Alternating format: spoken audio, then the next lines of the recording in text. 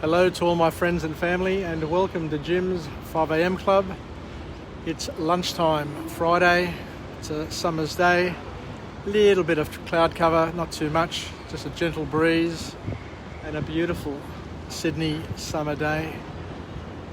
Anyway, I'm on wharf number 6, not much action happening here, so I'll have a chance to just take us through a book summary. It's a pretty interesting book summary today, so I hope you can join me, and hope we can all learn something pretty new. And the book is entitled Liespotting. Liespotting by Pamela Meyer. So an interesting book, as we said, and it's a technique that I guess we all need to include in our inventory of techniques to help us get through the day, get through the month, and get through our lives, because we're surrounded by liars. There's no doubt about that, and we'll reveal a little bit more about lying and how prevalent it is in our social circles and our friendships. And the important thing from, I guess, this book here is that it gives us an entry into learning how to identify deceptive behaviour. And by being able to identify it, then you also have the ability to try and circumvent it and redirect it, so that you're able to at least get a taste of what is truthful, and to not be hoodwinked all the time by the people around us. Because the author says, look, at the end of the day, we all say lies, and we all say lots of white lies. But it's only a problem. Lying, from what the author is suggesting here, is only a problem when it harms others around us. And sometimes the author suggests that we need to revert to white lies just to save face, save friendships, save our relationships, because life is hectic. Life is complex, with social media and the rapidness in which information, data and pictures and statuses move about. We are in tougher times, and sometimes we need to manage our social and our calendars, so that we don't disappoint a lot of the people that we have around us, and to make sure that, I guess, that we get through the day without revealing too much about what we're doing, because there is a certain amount of privacy that we also need in our lives in order just to have some normality. Because the author also goes on to state the obvious, that we are living in times now where we've got information flooding into our lives, left, right and centre, and it's impossible to cross-check and cross-reference everything that is said, everything that is posted, and everything that potentially can impact us in a positive and potentially a negative way. So the skill of lie spotting is critical to our daily lives. Where does this lead us? I guess what we need to do is to consider learning how to best interact with people, so that they tell us the truth from the outset, rather than be victims to their manipulations and lies. At least if they know that you know that they're lying, then they're less inclined to be indulging in behaviour which may try to deceive us. So let's go into a little bit more of the technical aspects of this book. And the author just basically highlights the fact that our bodies, our human bodies, express our emotions physiologically, and that all basic human emotions have universal facial expressions, which I found really interesting and really empowering. So let me just talk about that a little bit more. What we're saying is, regardless of where you come from, regardless of your background, all human facial expressions are quite universal, and they're universal across cultures, families, businesses, you name it. People have a universal way of expressing facial expressions,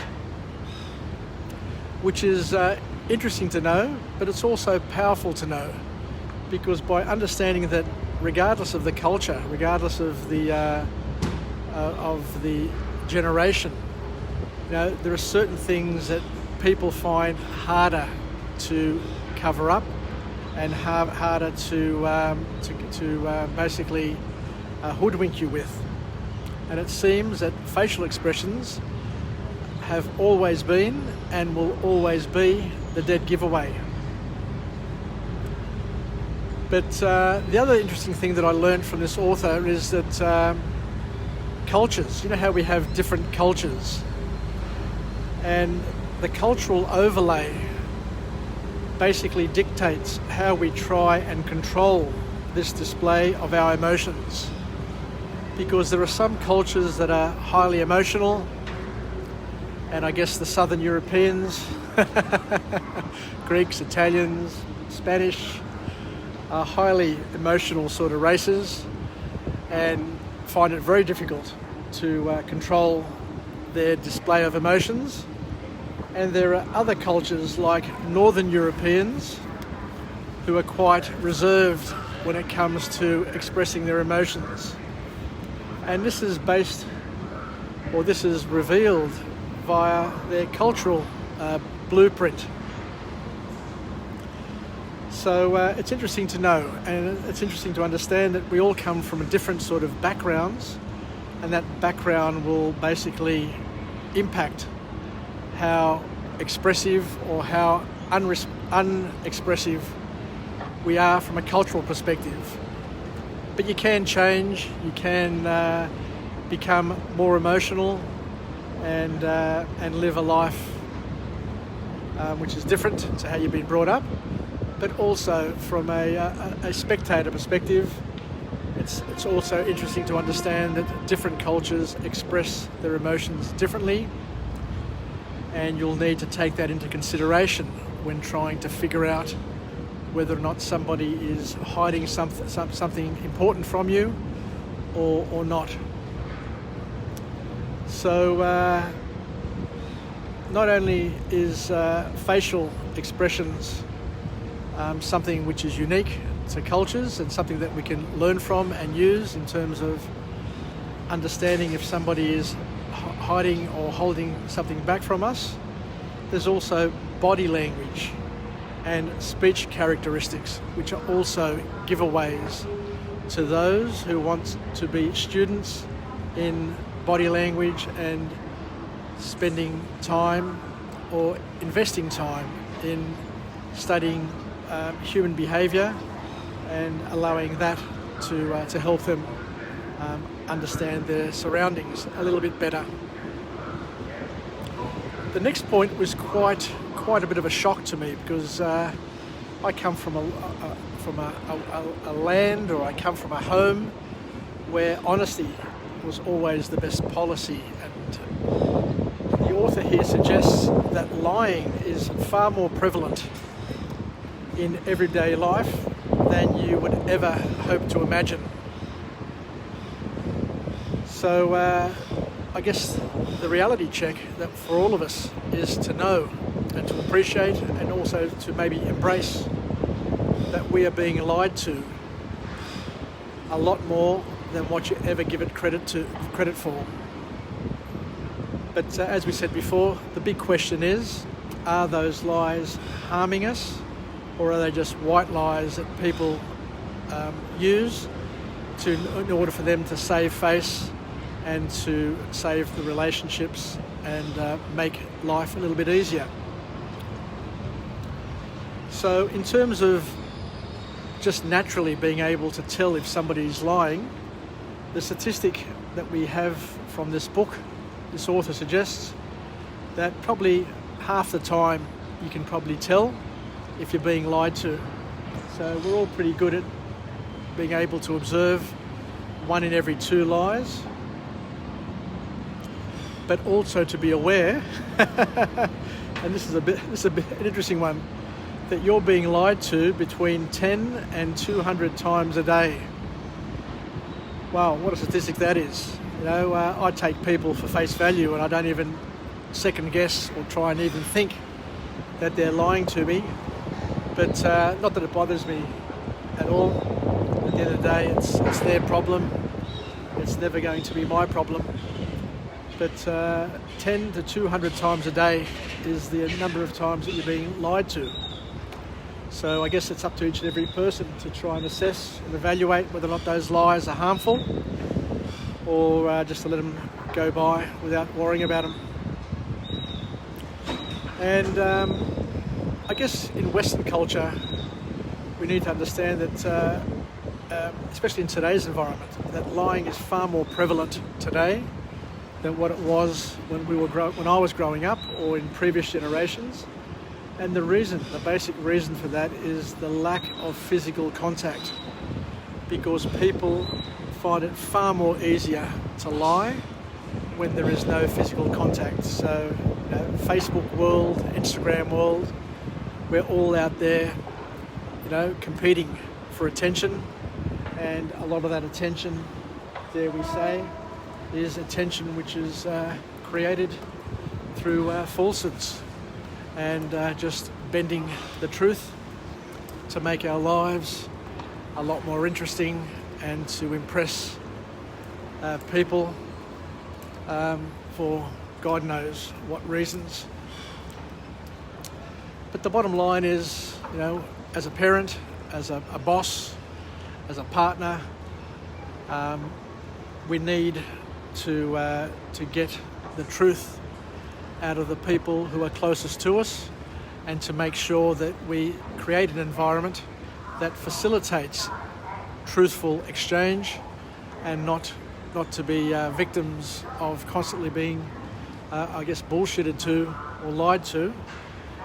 So the way we get that is we need to be open, we need to be honest ourselves in order to create an environment and a home environment of trust, where you're not going to attack people who tell you the truth. You're going to work with them to try and understand their perspective and to try and figure out how you can help them or how you can help each other. Because at the end of the day, what we need in our lives are people who are partners in our development and growth, and not adversaries, people who we're going to be battling with all the time. So the author says that a lot of people lie for self-preservation. And if you're the sort of person who is constantly backing people into a corner, then you have to expect that you are going to be somebody who people lie to often. You can't be an arsehole. You can't be somebody who's difficult to live with, difficult to work with, difficult to be with, and expect people to be truthful, because people need to save face and to preserve their sanity and maybe even their health and safety sometimes. But the trick is, if you want to have people be truthful with you, then you need to connect with them in order to be truthful and to be honest, as we said, open and honest yourself, and to create an environment of trust and truthfulness. Because you can't force people to be truthful. You can't force people to be trustworthy. You can't force trust. You can't force truthfulness. I'll say it again and again. You just can't force these things. But what you can do is you can foster them. You can create a culture, a family environment of trust, where people end up preferring to tell the truth because they've got nothing to lose by saying the truth. But if you're going to grill them, if you're going to cause them grief every time they say something and open up, then obviously that's going to be an environment that's going to be one that is going to be characterised by lies, falsehoods, and you're never going to know where you stand or what the hell's happening to you or around you. So the ball's in your court. It's up to you to foster an environment of truth and friendship, and it's very, very possible. It's very, very easy. Just settle down. Don't be as cranky. Don't be as don't have your knickers in a knot all the time. Be relaxed, open, and that will open the doors, open the floodgates to truthfulness from all the people around you. Anyway, let's finish off the positive affirmation. I'm alive, I'm well, and I feel absolutely great. To my friends and family, stay connected, stay relevant, stay reasonable, and understand that we live in a world where there are falsehoods, there are people lying to us all the time. The question is whether or not those lies are impacting us, are harming us, and by the same token, we are also lying to people around us all the time in order to maintain and manage our self-esteem and our lives. So the big question is, are we going to live a lie, or are we going to bite the bullet and become honest people, trustworthy and truthful people, and to also welcome others around us to be the same, because we've got nothing to lose at the end of the day. So a very, very powerful call to action by this author, who also goes into the technical sides of how to identify how and when people are lying to you. But I guess you'd probably need to get the book and to make it something worth studying. Take care, and we'll finish off with a positive affirmation. I'm alive, I'm well, and I feel great. And I look forward to catching you again tomorrow from a different location with a different message, and we'll see where it takes us. Yassas from Jim's 5am Club. Filakya, and enjoy the rest of this beautiful Friday afternoon and make the most of this perfect weekend. Take care, and bye for now.